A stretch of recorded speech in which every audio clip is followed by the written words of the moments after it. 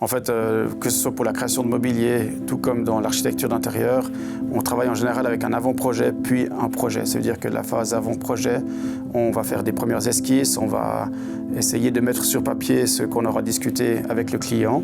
Puis ensuite, sur cette base-là, on va calibrer, on va affiner les détails et définir par exemple la finition, le type de bois qu'on va utiliser.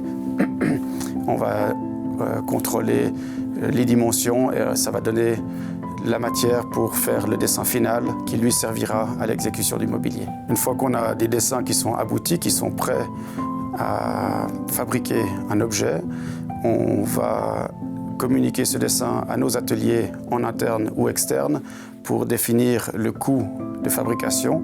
Bien sûr, dès le départ, on avait défini un budget avec le client. C'est une des premières choses à faire. On ne s'engage pas dans des procédures ou dans un travail énorme qui ne correspondrait pas aux attentes du client au niveau budget.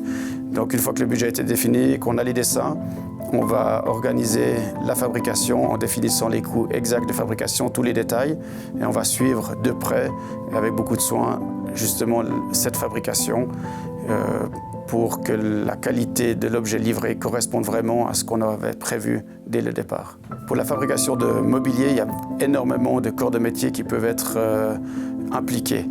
Il y a surtout des ébénistes. En général, c'est là qu'il y a la majorité du travail, mais dès qu'il y a un ébéniste, suivant le mobilier, il y a rapidement un vitrier, un électricien pour l'éclairage des meubles. Il y a toute la partie mécanique du mobilier. Si c'est des tiroirs, il faut des systèmes performants. Pour une table à rallonge aussi, il faut des mécaniques de qualité. Et tous ces éléments, on en tient compte et on s'en occupe dans le processus de fabrication. Ici, on dessine tout à la main parce qu'on est des artisans et le dessin à la main donne un rendu bien particulier pour les intérieurs classiques où il y a des moulurations, des formes assez complexes que le dessin à la main permet de bien reproduire.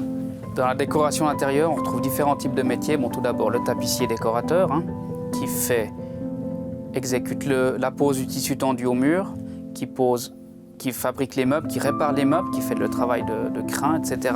La courte pointière qui confectionne les rideaux. Et après, les métiers auxquels on travaille beaucoup ensemble, il s'agit du peintre, il s'agit des ébénistes, mais aussi des électriciens. Aujourd'hui, on travaille beaucoup l'électrique. On doit coordonner nos rideaux avec des systèmes électriques. On est amené souvent en collaboration avec les électriciens.